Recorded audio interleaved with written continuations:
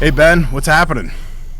Not much. How are you, Brian? I appreciate you having me on here. I'm excited. This is a conversation I love to have. I haven't had a lot of fellow podcast hosts on the show, but I came up in sports journalism. I love sports journalism. I love the storytelling and the changes that have happened in our industry. So I'm just excited to jump into this conversation with you. Me too. No, it sounds great. I'm excited to be on and talk a little bit about sports writing, sports journalism, sports podcasting. It's a new title for me. In the I last know, year, right? so still I getting love the used to way it. the media has changed. I love, and I'm not just saying this, I love your podcast. Thank I you. love the highly produced storytelling aspect of it and the angle and the niche. And I want to get into that. I want to talk about it a lot, but let's just dive into that. There's so many things we want to talk about in sports journalism, today's era of content, but let's dive into the podcast a little bit because I'm a fan. For those who haven't listened yet, it's Lost in Sports, but tell everybody a little bit about it. Give it a little bit of a background. Get into the how it got started and what your kind of purpose is in that mission. Absolutely. So yeah, the podcast is called Lost in Sports. It's produced by Religion of Sports and PRX in a partnership. Religion of Sports is the company I work for.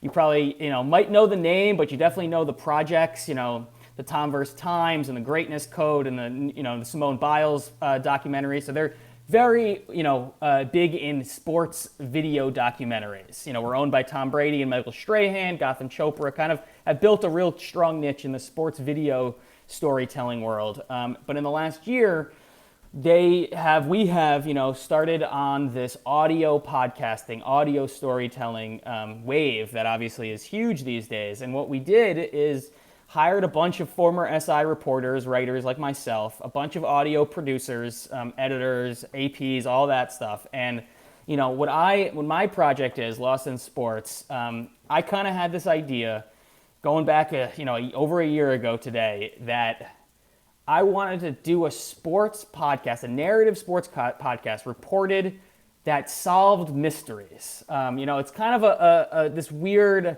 hodgepodge of a variety of things that I liked in sports podcasts. I liked sports podcasts that were highly reported, that were not just telling one piece of a story. That's not what I did when I wrote at SI.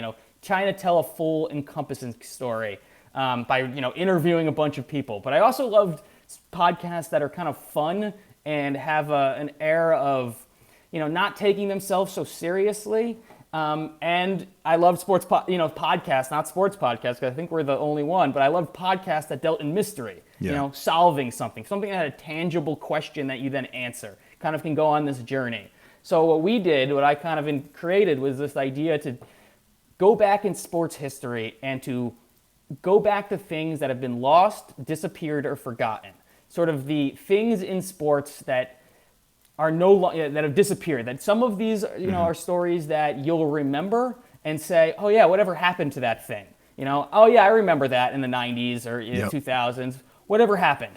And then others are things that I stumbled upon that no one has ever heard of. Kind of the disappeared things that never even made it to a mainstream audience. But for a variety of reasons, I came across them in my time as a writer, or just as a fan of sports, or just one of them just on a deep dive on the internet that I kind of stumbled upon something that I was fascinated by.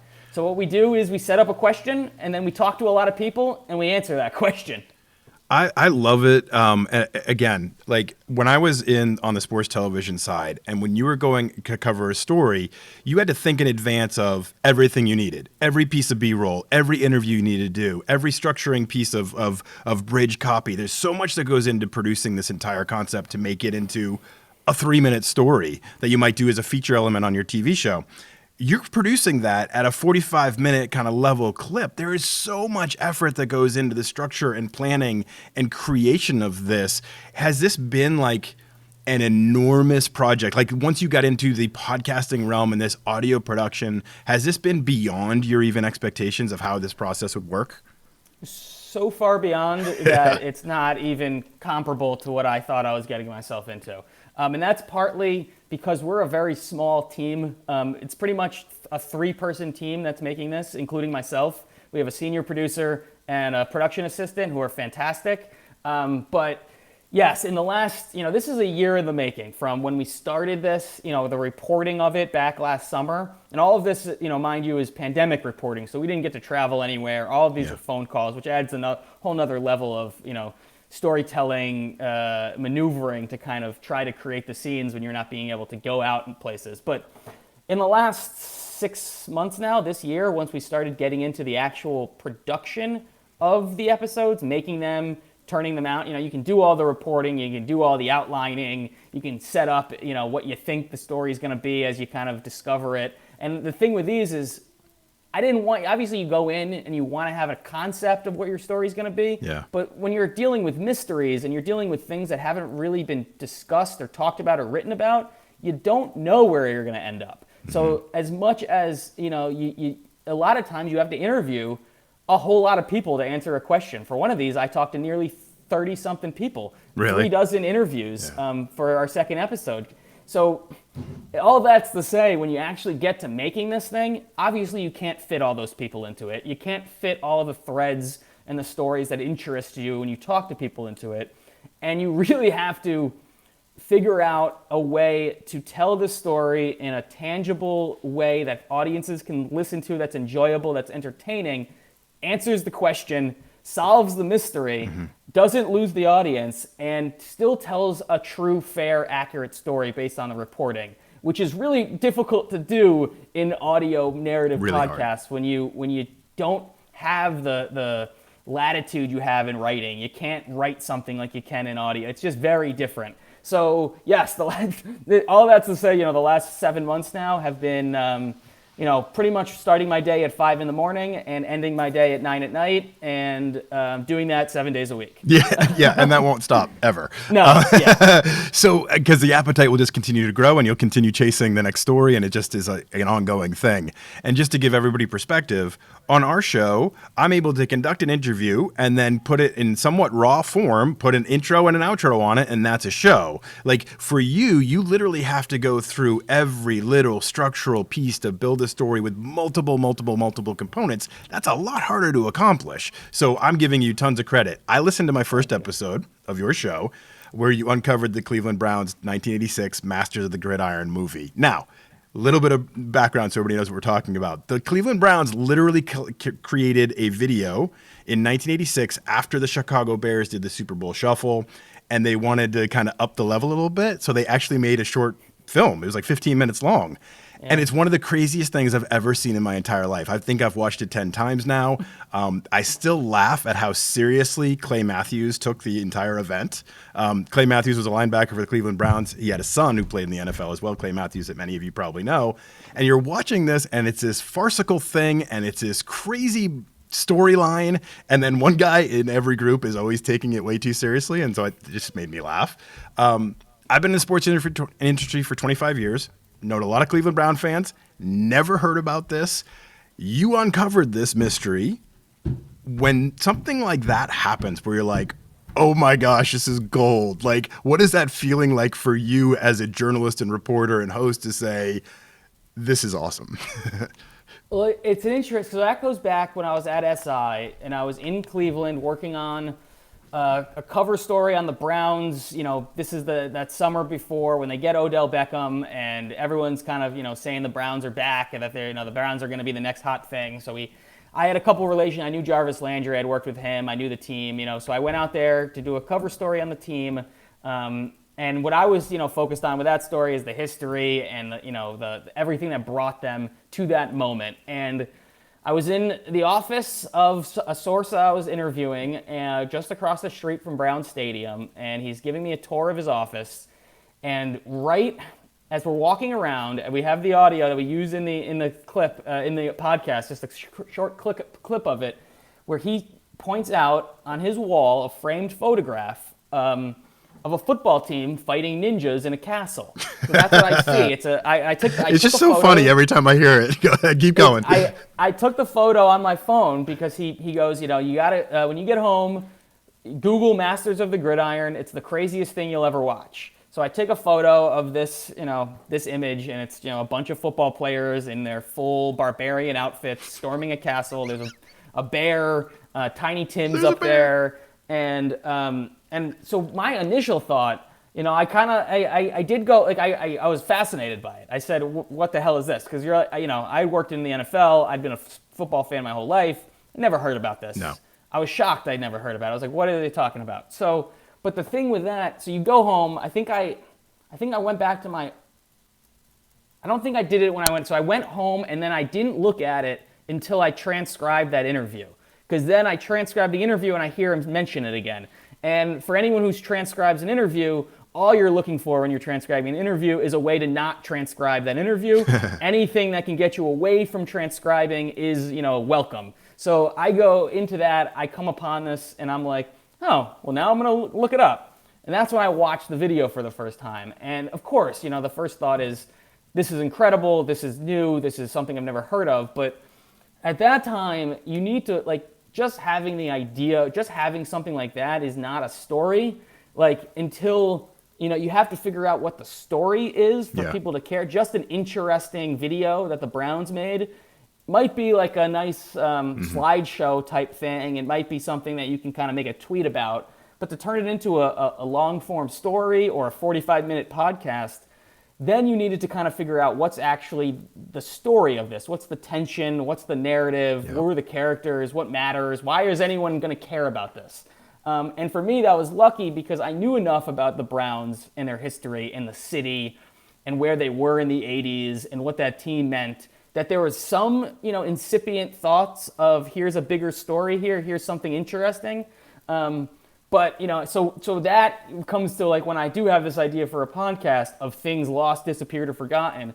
That was front and center in my head of, okay, this is one, that's, and it took a little bit of convincing for people to say, because a lot of people will say, well, who's going to care about the Browns? Who's going to care about this outside Cleveland? And then when you start talking to people and you find out that Mike and Louise Babb are two of the, just the most gregarious, affable, great people, and then you hear their story and what the video meant to them and kind of the tension of that season, then you start kind of having the wheels turn of, okay, there's something actually here that we can make into a story that people outside of the fan base in 1986 Cleveland are going to care about. Yeah, and you bring in the history of it all, too. I really love the depth of it. It's not just, the whole story isn't just about the Masters of Gridiron movie. It's about the frame of mind at the time and what was going on in the era and what was happening in Cleveland. And you bring in personalities from Cleveland. And again, I've never even been to Cleveland. I might have driven through, but it was gripping. I was just so into it. And to be able to continue this. Now, I have to ask, you start out the podcast and it's your very first episode. And the first voices you hear other than yours are the Russo brothers, the directors of Avengers Endgame and multiple other movies. For real? Really? I'm sitting here as a fellow podcast host being like, wait, you got the Russo brothers for your first episode? How does something like that even happen? You just have their number and call them up and say, hey, I've got this really quirky Cleveland Browns video. I want to chat. How does, I'm just in awe.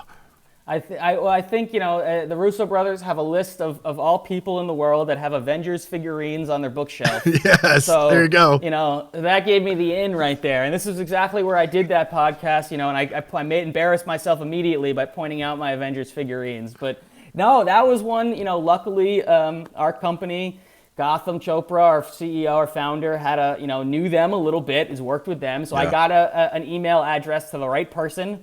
And the Russo brothers, God bless them, they were immediately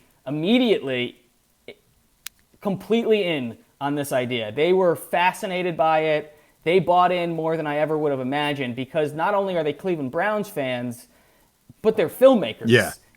They're storytellers. They loved the aspect of this movie being made by their favorite football team and watching it with them. I love the Russo brothers. I love everything they've done. That was a high point for me to talk with them and to introduce to them a piece of art that they didn't know existed, that they appreciated. That was all time for me. And I thank them so much. They were such good sports about it. They enjoyed watching it. And, they gave us such a great intro with, the question, because they had the same questions I had. How did that bear get there? Why'd they do this? What is all this? What does it mean? So it kind of sets us up, sort of throwing you into this world for a cold open Because we do a lot of different cold opens in this show. We try and mix it up for each Yeah. episode, and that was one where you just kind of get thrown right into the mystery of this. Here I am on my quest, talking to the Russo brothers, and they're setting up questions that I also had, and now we're going to go answer those questions for Joe and Anthony Russo. That's crazy. And just to give everybody perspective too, you are all going to go watch this video now. I know that you're all intrigued enough now, and you're going to listen to Ben's podcast. But to give you a little bit of background, Mike Babb was the center for the Cleveland Browns, and he and his wife were the originators of this project. And he literally wrestles a black bear during this movie. And I was so anticipating that portion, and it's only like, I don't know, maybe 5 seconds of the entire thing, but there's 2 different scenes of him wrestling a bear. It's just madness. Just sort of in the background, kind of just wrestling. Yeah, it was like the classic 80s interlude music video period when it has like scenes of him wrestling a bear. It was unbelievable. I still can't get over it. Okay, so from a workflow standpoint, I produce 2 episodes a week. We churn things out a little bit more. We have a different kind of a style and approach to our content. What is the time frame? I know you started this project a year ago and you have multiple episodes, but like to take a project like this from idea to execution, what are we talking about as far as timeline and for your involvement in that process? I mean, how long does it take you to go to finish from idea to finished product?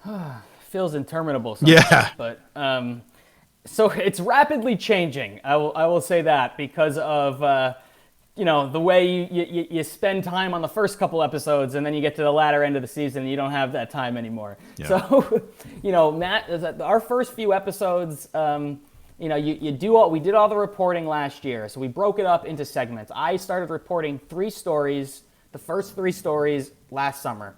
We reported those for months, in and out, kind of, sometimes you're on 1 for a week, Yeah. and depending on who's picking up calls and such. And then we started working on the next 3, reporting those. And a lot of things that, we were constrained by because we actually didn't even have our AP until later on last year. A lot of things that we could do a little differently now. But then you start, eventually you realize, okay, you're done reporting. We got to put a pin on it. You're never really done reporting because you can report forever, but eventually we're like, we're good enough to say we're done unless something crazy happens. And then you start putting your story together, and you start, we start with the first one, and it takes, to be honest, months. From something I didn't really realize in audio, obviously with ignorance, is just the amount of work when you do so many interviews to that. I'm used to doing an interview, especially if it's a phone interview, that I would just be transcribing while I'm talking, and then I have it all in front of me. And then you don't have to do anything with it. But with audio, my producers have to log the tape. Yep. They have to put it in the system. They got to get it in Pro Tools. They got to cut it all. So each step of that takes a long time. And then you put a mix together, and then you got to write out of it. And then so our first few episodes were, especially our second episode, which went through more drafts of anything than I can ever imagine anything's ever gone through. Because the other thing I didn't realize with audio is I'm used to, if I see a problem, if I write something and you say, okay, this isn't working, I need to reframe it, I need to restructure it, I need to start, maybe the end's the start or the middle's the. When you do that in audio, you can do that. I could do it all day. I can spend all morning, I can spend 3 days doing it on paper. But until someone then goes and does that in the actual production, you don't hear how it sounds. You don't know if the story's working. So each of that's another, every one of those steps of the process is another day, 2 days, 3 days where I do something. My producers have to make the changes. Then we have to listen to it. Then we got to make more changes. So, we're in a place now where our last 2 episodes, based on time crunch and necessity and running low on time, are going to be truncated, extremely truncated in that process, which is both, fine because we've learned the process a lot more. This was all done on the fly in the last year, all kind of learning as we go. New company, new, team together. So it's a months long. It takes a long time. It takes a team. It takes a variety of effort, of reframing, of rewriting, of re-listening, of cutting. A lot of characters don't make it, you try and fit as many people as you can, and then you realize there's only so many people that a listener can remember. Yep. If you put 20 characters in a story, they're going to forget who's who. So It's trial and error, but eventually you get to a place where you say, okay, this works, this sounds good, the story's true, the story's fair, and hopefully it's entertaining. And then you publish it and hope for the best. Going through all your years as a journalist, Sports Illustrated and other places, including Religion of Sports, being creative is such a huge part of it, right? And being able to come up with angles, pitching story ideas. Is this ability something that has always come naturally to you, or was this something you had to work on and refine over time? You definitely have to refine everything over time. I would say the thing for me, it's easy to have an idea. It's easy to say, like, to me, the difference, especially when I was at SI, it's easy to say, hey, this is an interesting athlete. I did a lot of profiles. SI does a lot of profiles. And it's easy. It's not a hard skill to be able to say, hey, this guy's really good. This quarterback's really playing well. This wide receiver's had 4 touchdowns. That's easy enough to just watch sports and say, well, let's write about this guy. Yeah. But what becomes difficult is that's not a story. It kind of goes back to what, and too many profiles these days do think that's a story. That, we'll find someone that's really good and discuss why they're really good. And that's not to say I haven't done those in myself, when you're that's the easy story. But what you need to refine is then figuring out from there what the real story is. What's something that's actually beyond, hey, this guy's really good at football, or this guy's really good at basketball. What's the tension? What's the universal theme? And that does take a while to kind of figure it out and to figure out what makes a story work and why people will care about this story. And that's something, I'm obviously still refining, and I think every writer is still refining, even the best in the business that do this, guys like Wright Thompson, a friend of mine, who I think would do this as well as anyone. Everyone's still refining, kind of figuring out what that story is. So that, that's something sometimes it's trial and error. Sometimes you have to figure out, what doesn't work to figure out what does work. Mm-hmm. And, it's also sometimes you have to do some phone calls first. That's something that gets lost now when we're trying to tell stories so quickly and trying to write things so quickly and trying to churn out content, is that sometimes you got to try a story and talk to 3 people to see if there is a story there. And then maybe a punt, and you move on to the next one. But like the legwork that goes into the genesis of a story on the front end pays off on the back end when you actually know what your story is and what you're trying to tell. So that's something that we all work on. I think that's amazing advice, because I think a lot of times in today's environment we go into the churn mentality of we just got to bang something out. We just got to come up with a new idea. We got another show to produce. We got another piece to element. We got another thing we got to push out on social media, whatever it may be. And you get into a churn mentality rather than a development mentality. Is that nice for you now? We've all been in situations where it's like, I got a day of news, a news of the day kind of thing. I got to churn out really fast, or I've got this feature story that runs tomorrow, or whatever. You're churning really fast.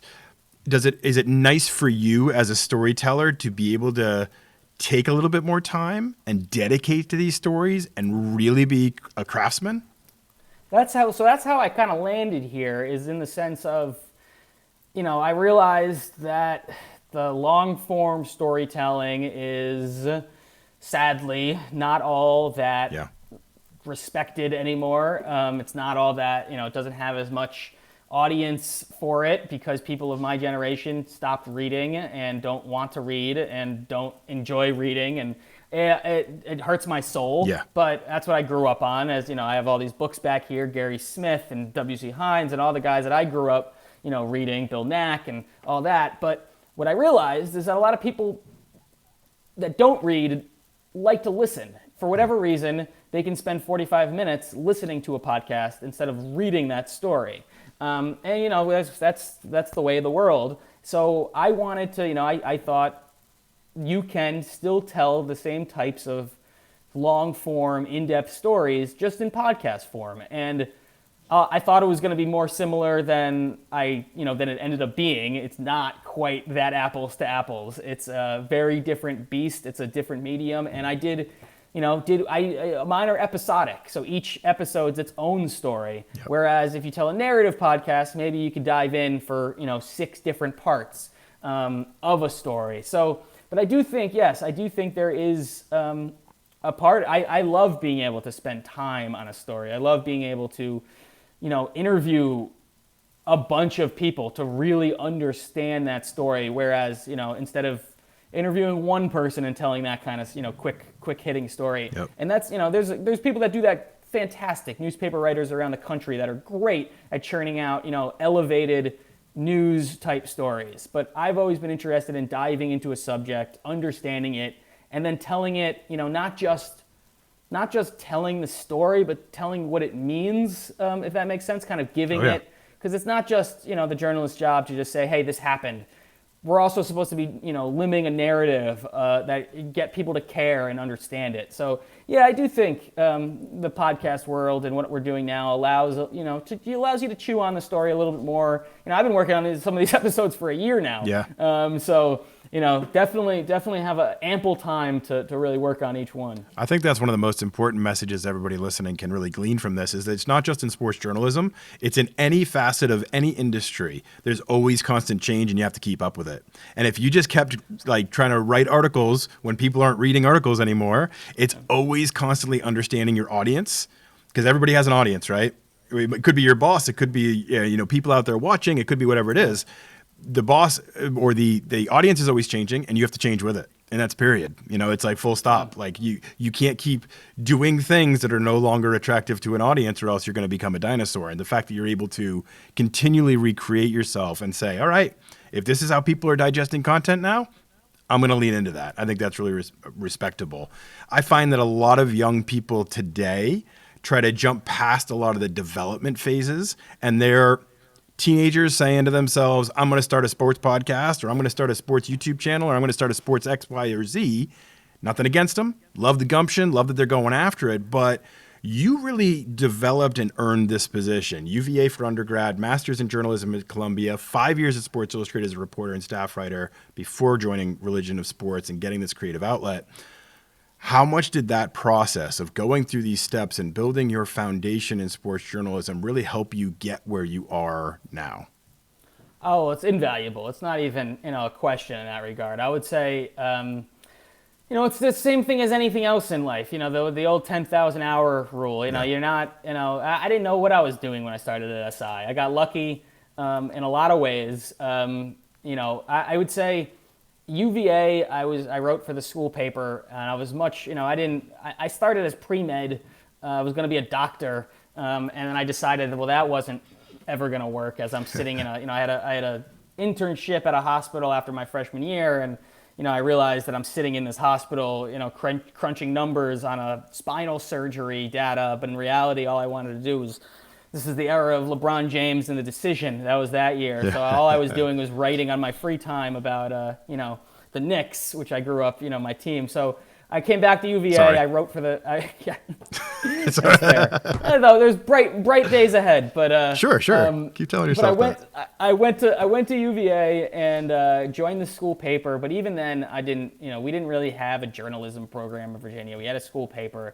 I covered a bunch of teams, cross country and soccer and, I did a bunch of that stuff, but I didn't know what I was doing then either. Kind of was just writing, whatever else was in the paper. I wrote a column. That was sort of what I became known at there, is I had like a very dumb Bill Simmons-esque column, which is, I look back on with horror, but like that's what was drawing me at that time. But it wasn't until I went to Columbia for journalism school that kind of everything changed for me. I met a mentor there, Sandy Padway, who's a longtime editor at Sports Illustrated, one of the more respected editors in sports journalism, especially from a bygone era.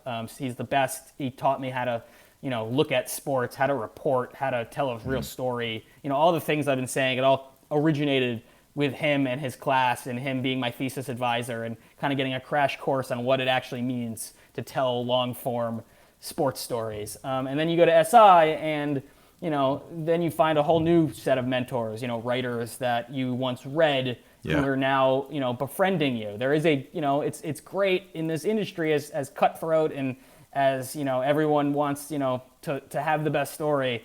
I have found that a lot of older writers, especially if they see that you have something, the care to make a story good, they will help you teach how to do that. And At SI, I started as a reporter, which is pretty much a fact checker in a lot of ways. So I fact checked the stories of these great sports journalists at SI, Lee Jenkins, Alexander Wolf, Jack McCallum, Greg Bishop, all these guys that allowed me into their process by fact checking, because and I was thirsty for the knowledge. A lot, you can look at fact checking, you can take that job as just sort of the lowest level of the totem pole, and all you're doing is checking facts, and yes, this is correct, no, it isn't. I looked at it much more as this is a way into the process, and you're getting, Alexander Wolf would send a dossier of all the reporting, a physical document in the mail, showing you how he crafted the story. I got this from this. I got this interview here. Lee Jenkins did something similar. All these people allowed you in. And if you asked questions, they would tell you, this is how I did this. This is how I did that. So you learn how to do an interview. You learn how to craft a story. And that just comes piece by piece. And then obviously until you start doing it, until you start writing, it doesn't mean anything, because then you have to learn on your own how you want to do it and how you can kind of incorporate everything you've learned into your own style. And that's something obviously everyone's still working on. I'm still working on. But all those years, being around people, finding mentors, finding people, learning how they do things, that sets you on a path to be able to then do it yourself. If you're just thrown into it, unless, I'm sure there's some prodigies out there that could, write their first story and have it, win a Pulitzer. But most people, and they need a little bit of that time to figure out what we're doing in this industry. I think it's great too that what you're saying too is it's how you frame your mind around some of these experiences. Like some people will tell me like, oh, I'm on this internship and I'm filing folders and I'm doing this, nothing that exciting. And it's like, well, if I had somebody say this to us on a previous podcast, she's like, yeah, I had to file folders for an internship, but I had to read all the files in order to know where to put them. And every time I'm reading their marketing strategy, or I'm reading this and I'm understanding how they operate and how they're structuring their business or where the revenue comes in from, I'm like, that's the right attitude. And what you're saying is, as a fact checker, like, yeah, I could look at that as being a mundane task, or I could look at it as a way to really learn how this entire process works. And it's like, that's how you have to frame your mind around experience, especially when you're first starting out. I think that's so important. I'm always curious about this. You primarily covered the NFL during your years at SI. How hard is it to break in as a new voice in that realm? I mean, you mentioned earlier, like, oh yeah, I knew Jarvis Landry, but you had to get to that point. I mean, you're a grad student coming out of Columbia. You're thrown into Sports Illustrated. You'd spend time as a fact checker, then you'd put on the NFL beat or whatever it is, however it works. But like, you're competing against people that have been in the industry for decades. You're competing with the Peter Kings of the world and all these other people that know everybody. It's like, how do you start to build your brand, build connections, get sources, gain credibility? Like, that seems really hard to me. So I would say it's twofold in that world, because I never wanted to be, nor professed to be, nor try to be sort of one of the NFL newsbreakers. I had people I talked to, I had people I could ask info, but like, I was never a guy with sources that's going to be texting like Adam Schefter to get the next, because I just don't. There's enough of those people out there already. Yeah. And they do a great job. Two, I don't care. I don't care if it's news of a trade is broken an hour before the team tweets it. I don't understand why people do care. It baffles me. But it was never something that I wanted to compete with, both based on my own predilections and also just I'm not going to win that battle. Yeah. I'm not a guy that's going to be able to cultivate sources that are going to tell me when the GM gets fired. But what I could do is, and what anyone can do, is what I managed to kind of do in SI is, one, obviously, just being able to have SI when you send an email was a door opener. Yeah. Obviously, what you then make of that is your own doing. So for me, it was telling stories that were fair and showed care and attention, and obviously I like to think that they were well written and they were well done. But for people in sports, for the people you're interviewing, they're not reading something saying, wow, this was a great piece of literature. They're reading it saying, was this fair to me? Did they take my interview that we gave you and write it in a way that captured what I was trying to say? Did he talk to enough people? Did he phone it in? And one thing I think anyone who's ever, dealt with me or worked with me is I don't phone in a story, whatever it is. If it seems like the easiest, one that you're just getting out of, every story to me is sort of as important as the next one. So I will make that next phone call. I will make the extra call. I will do the extra day of reporting, whether it keeps you up, late. And I think that then comes through the story in a way where it's clear that you care about what you're writing and you want to make it accurate and you're not giving a half-assed effort. I'm sorry if I cursed. I don't know. No, it's totally fine. I've had plenty of people. But so then you write that story and someone, then you build your kind of foundation that you can then show to the next person. Hey, I did this story. I would love to tell your story. Yeah. I told this story that with care and deftness and tact. This is a tough story that I would like to do as well. And then you get, then obviously you have agents and PR managers, but also athletes that, they know who. You get a reputation. They know who the people that, are trying to do something good and who are just there to cash a paycheck. So that's the easiest thing is just care about what you're doing. Yep. Do it well and put all your attention and care into it, and it will be recognized. That's not to say it's going to be lucrative, really, that you're going to get some giant, ESPN money from it, but people will see if you're caring about it, and conversely, they'll see if you're not. Yeah. No, I appreciate that. So when you start out at a place like Sports Illustrated, I have to imagine the success picture. Like if you start to say like, where I want to get is a cover story. Like getting a cover story has got to be one of those like big moments that you look ahead to and say, I'd love to have that happen. As you referenced earlier, you did a cover story in 2019 on the Browns. I don't know if that was your first, but or if you had any others. But I would ask this, is that the most pressure you've faced in your professional career, knowing that you're going to have a cover story at SI? So I had 7. Wow, awesome. My first one was in 2017 on Julio Jones. So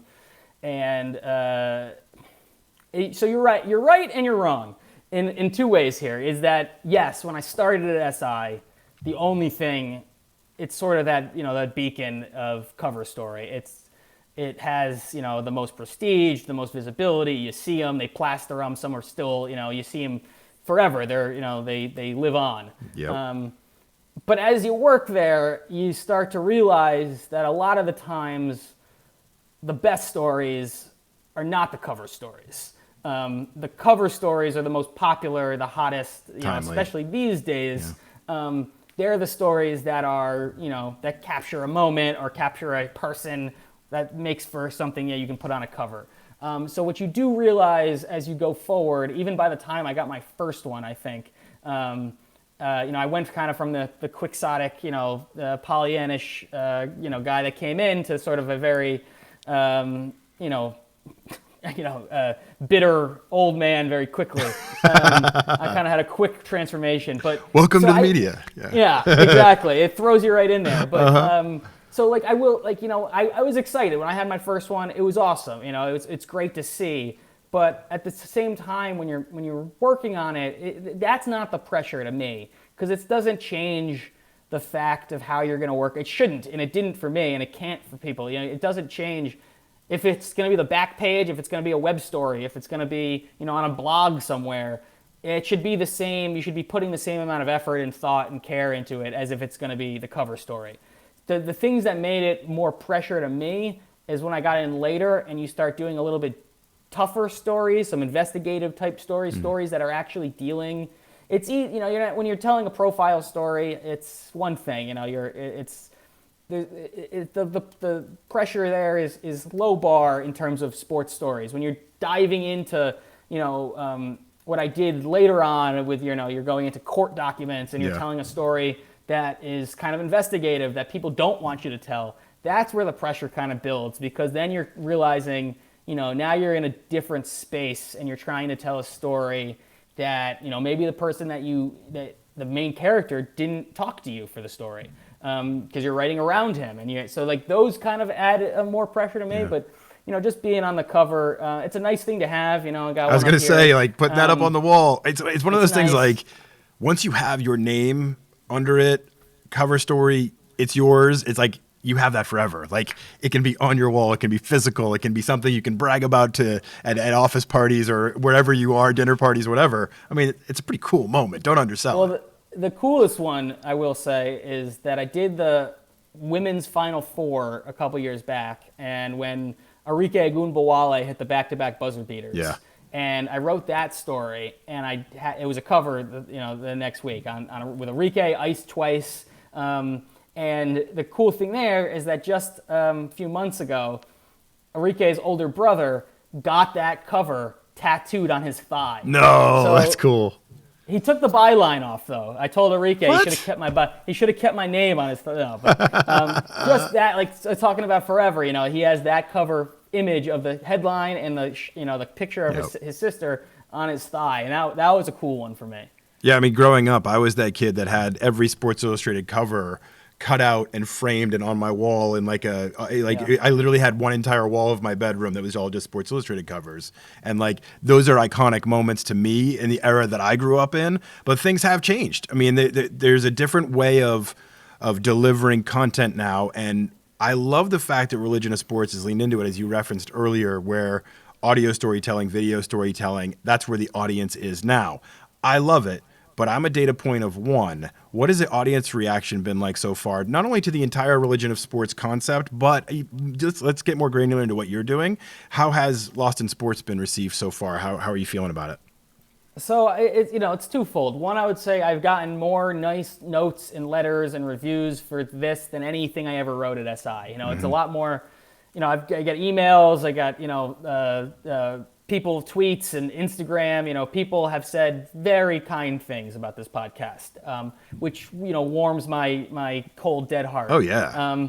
Because it makes it all worth it in the end. But the opposite point is that the marketplace right now with podcasts in general is such a glut of content. Yes. And it's so dependent on what the podcast, the Apples and the Spotifys of the world want to promote. So the one day that Apple put us on their, New and noteworthy, on the front and center. Never been there, by the way. So congratulations to you for being there. We were there. We got, I don't know what the machinations are. I don't know how it happens. That's above my pay grade No, and all that. I still don't get it. Yeah. But they put us on there, and that day, we shot to the top of the charts. We went all the way to the top 10 in sports podcasts, and I was like, this is fantastic. This is easy. Yeah. Look at this. Everyone's seeing it. We got so many reviews. You had people chiming in. But as soon as they move you down that list, people aren't finding it as well, as easily. And we don't have, unlike an ESPN or an NBC or the people that make podcasts but then promote it on their massive social media channels or on their TV networks. We don't have any of that. We're sort of very much dependent on word of mouth and Apple and Spotify, supporting us. So in that manner, it's incredibly frustrating because I know that it hasn't reached the wide audience that we would think it should reach, that it could reach, that people, because I know there's people out here that listen to podcasts, that love sports podcasts. That don't know about it. That don't have any idea that this exists. Yep. Just completely not even, and it's one thing if people know it exists and say, that's not for me. Or if they know it exists, listen to it and say, I hated that. That's fine. Maybe they hated me. Maybe they hated my voice. Right. That's fine. But if I would love for people to know about it and then make their judgment. Exactly. Because I think more people will, have the opposite and say, hey, this is a really fun time and I like listening to it. Let me tell my friends. We're 3 years into this show and I still get professors and other people in the industry that'll email me and say, I just found out about your show. I wish this existed when I was in college, and I can't believe how great it is. And I'm like, how do we get that out there? Yeah. And we promote like crazy. We do everything we possibly can. It's just like discovery is the issue with podcasts, and I think it actually ramped up during the coronavirus, during the pandemic, because everybody just started launching podcasts, and there's just enough noise out there now that it's hard to carve through. So I'm glad we're able to have this conversation because we do have a very niche audience of I think what would be exactly your target market. We tend to have an 18 to 30-year-old audience of sports crazed, career-minded people. Yeah. So hopefully we'll get a lot of people listening to your show as well. Quick follow-up. When I was at CNN Sports Illustrated, every once in a while, Ted Turner and Jane Fonda would just show up in our newsroom because they own the place, literally. And that was always kind of, crazy or whatever. I have to know, do you ever get video bombed by Michael Strahan just popping in a Zoom meeting, or does Tom Brady just pop up and, hey guys, what's up? Or is there still kind of a division of you don't get a lot of that interaction? I would say not popping up in the Zooms. But, that would be great though. But they both did. Michael did a really awesome IG video about Masters of the Gridiron. He did a little quick video about telling people about the podcast. And that's cool.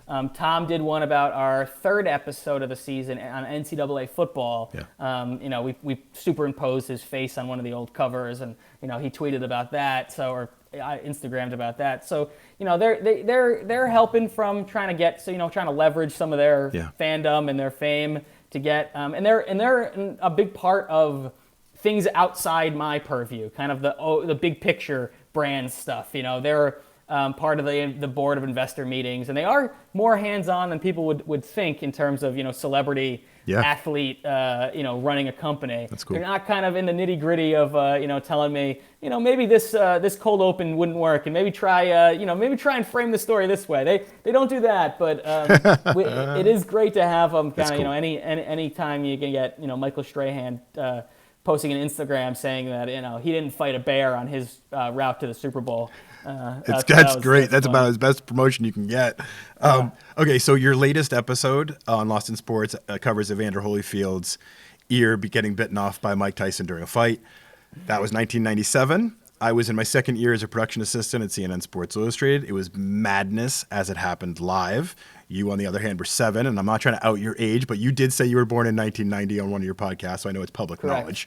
knowledge. What strikes you as you go back and cover these mysteries of sports from an era before your kind of coming up in the industry, and you deal with these past issues, 1997, 1986, and a lot of these other concepts, what strikes you as the biggest difference between athletes then versus athletes now that you deal with? Well, it's a great question, because I did want something I really like with this is that each episode brings you to a different decade and a different sport and a different time. It's sort of time capsules. It's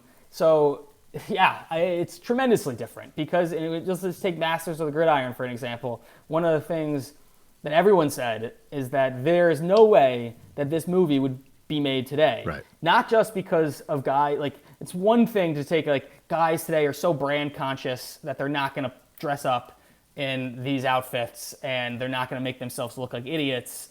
They just won't do it. Everyone's very concerned with how they look, and I got to look at this picture before you tweet it and all that. Yeah. So, but on the second level of it, when they had this idea, they didn't have to go through all the channels that guys would have to go through now. Athletes today, each athlete has a manager. They have a PR person. They have a PR person's assistant. Yeah. They have another team that's working on their branding and their sponsorships.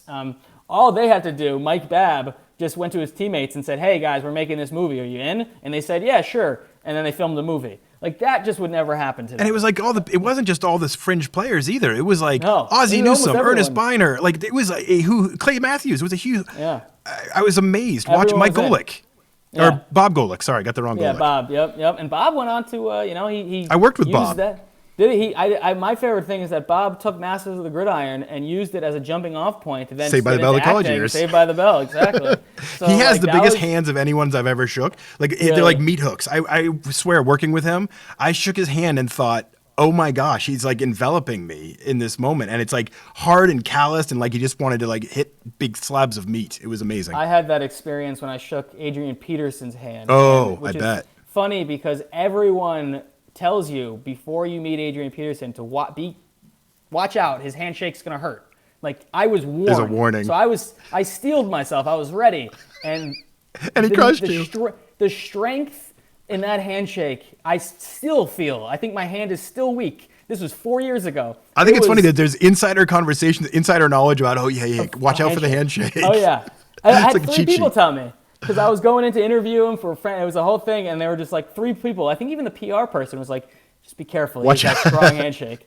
So I was just like, oh, man, it hurts. That's a strong guy. But all right, I got you off the subject of athlete differences. So I would just say everything's different. Not just the way athletes are. The money changes in sports, and when money changes, everything changes. You go back to some of these eras of the guys I'm talking to, and they worked summer jobs. They lived next to their teammates. They went. We have our next story that's coming out in 2 weeks. Next week? Oh God, next week. And it's a small town. I think it's publicly knowledge. It's on the Hartford Whalers, the hockey team. Love the Hartford Whalers. That disappeared, that is now more popular than ever before. And why do they still have this staying power? What did that team mean to that city? And one of the big things is that in Hartford in the 70s and the 80s, in this tiny city, this town that had a hockey team somehow, these guys were a part of the community. They went to the grocery store. They had drinks after the game with fans. I have fans telling me, oh yeah, we used to sit at the bar and we'd talk about the game. You don't have that anymore. That's not possible. These guys, and that's not to say it's a good thing or a bad thing. It's just a thing. That's how sports are big business now. It went from thousands to millions to billions. Yeah. And when that changes, everything changes. So, do I romanticize and dream of being born 30 years earlier and getting to fly on the SI jet and write 9,000 word stories that no one says is too long, and get to do that stuff with a bonus piece and have a blank check receipt that you can then turn into a $500 reimbursement that all those guys did at SI back in the day. Yeah, of course. Yeah, but, sounds kind of cool.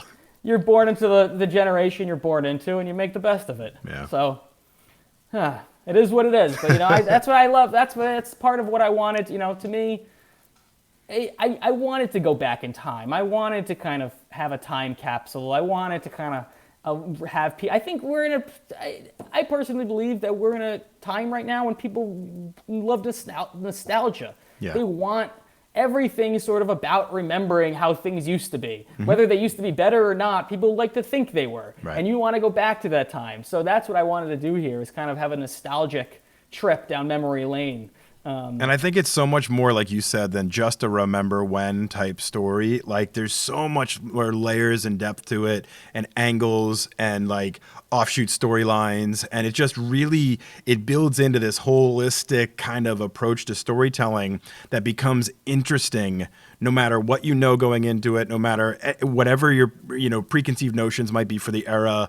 You do a great job, you and your team, of putting together these stories in such an interesting way. Like, I'm seriously in awe. I'll finish up with this because I've already taken so much of your time, and I love this conversation. I'm so happy we're having it. We've thrown out a lot of words today, like creative, assertive, confident. And if you were advising young people, somebody who's at UVA right now, somebody's at some program wherever, that they're like, I really want to work in sports journalism someday, what skills or traits, what would you advise them to lean into? What would be that thing looking back on that you would say, this is some of the linchpins that you need to focus on? I'm going to give 2 answers here. Great. One is my the answer I wish I could give with full earnest, which is do the work. Like, if you can write well, and if you can do the interviews, and if you file copy that is clean and on time and is cohesive, that means a lot. So like, just practice the essentials is what my journalism mentor Sandy Padway would say. Work on the essentials. The essentials are reporting. Report well, talk to people, work on your interviews, work on how to write a sentence, write one true sentence, and then follow it with another one, as Ernest Hemingway would say. Like, that's the basics that if you master, and if no one masters it, but if you get those down, you'll turn out a good story. If you can just do the essentials and stick to those, tell fair stories, tell true stories, don't do things that veer off that course. I think that, to me, that's what I would have said. That's what I would love to be able to say, and I do think it's true. I'm not saying that, because that is, work on that and do that, and you'll be fine. That's important, and hopefully that will be recognized. I say hopefully that will be recognized, because I would say years ago that it would be recognized. I like to believe you do the work and people will find the work. They'll come to it. They'll appreciate it. Mm-hmm. But we're getting further and further away from that in this business, probably in all businesses, but I can speak to this one. There's so many good writers out there, young good writers, that aren't recognized, that aren't getting those opportunities, that are overshadowed by people who don't do the basics, that aren't writing well, that aren't reporting, because of one very obvious thing. It's because they can tweet well. Mm-hmm. They can tweet tendentious things and get an uproar and get attention for themselves. So the one thing that I would tell people to do and to get better at is self-aggrandizement. Be very good at saying how good you are, because those people seem to be the furthest ahead in our industry right now. Yeah. If you're, and I say that with a grain of salt, because I hope you don't take this advice, and I hope it isn't the way it is. But we're dealing in reality. But if you're like, and I don't take my advice. I don't tweet. I didn't tweet for years, and now I'm starting to tweet again because of the podcast and trying to get some stuff. But I don't, like, if I would go back and tell yourself, I would have tweeted when I was at SI all the time. I wouldn't, because I wouldn't be able to get myself to do it. But like in a vacuum, tweet about the movie you're watching and the food you're eating, and say you hate it, and say that a sandwich isn't a hot dog isn't a sandwich, and that all these things that you can stir up some conversation and get people to talk and get your name out there, and even if people hate you, even if people say this guy's an idiot, it doesn't matter anymore, because your name's out there. And those, it's a sad reality, but that's what we're in now. So, tweet a lot, tweet about yourself, and if you can live with yourself and do that, more power to you. I personally can't, so I'm hoping that just working hard and sticking to the essentials and the basics will do the job. But that's the key to success these days is, tell people how good you are, and, tweet all about it, and just get it out there. And, then you'll get the conversation, and you'll get a job, and, you'll be on TV within a few years. I love the realism of what you're saying, and yet at the same time, I think we're like brethren, because I can't do it either. I focus very much on the quality of the work, promote the good. Like, I'm listening to this interview thinking of like, oh, that's a really good snippet. I got to turn that into a good piece of content that I can share out on social media, because that brings value to people. And if I can do that, then that's good work, and people will gravitate to our show. But it doesn't always work that way. And if I was having more arguments about dress colors or hot dogs or sandwiches or whatever, or, hundreds of other topics that don't interest me, you're right. I'd probably have a bigger brand. You'd probably have a bigger brand. But I like focusing on what matters. And I hope that the people in the audience will do that as well, and maybe layer in some of these other things. It can't hurt. If you're good at it, if you're good at it, great. But don't force inauthenticity either. Inauthenticity. I should try to say that like in a complete way.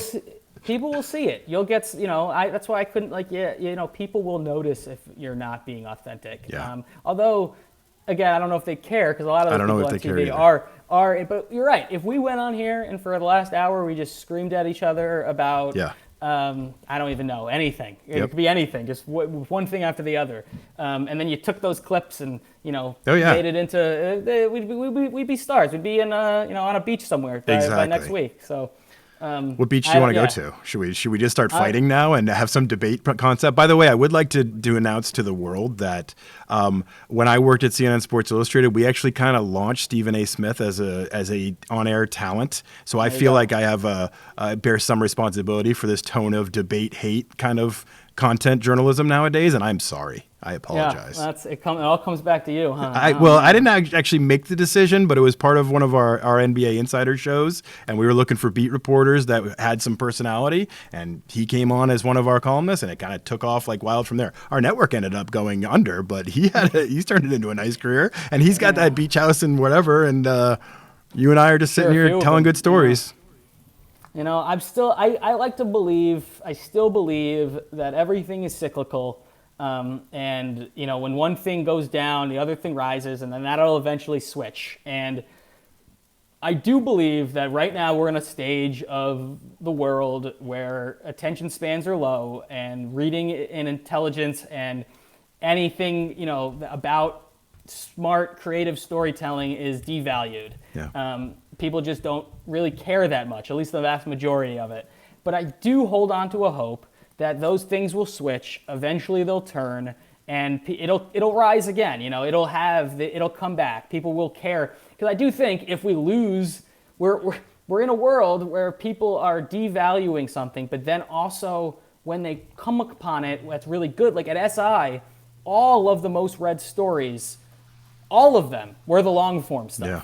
And they continue to move further and further and further away from it. And yet, every year, the top 10, 25, every one of them were the long form stories. Yeah. Not the clickbait stuff, not the lists. So it's a weird kind of world where eventually we're going to devalue it enough where the people that do it don't have jobs, and the kids that want to do it don't, follow that path anymore. Yeah. And then we're going to get to a world where the audience says, wait, where are all those things? I can't just keep clicking on lists anymore. Right. I want to read something, Right. And then maybe we'll get it back. And maybe it'll be too late at that point. But, I do think we wait long enough. You keep doing the work. You stay the course. You do what you can do and hope for the best and hope that eventually it'll be, recognized and, because you're right. You can't be inauthentic. I couldn't, No. I couldn't do, as you said, I tried to find a new way to do the same thing.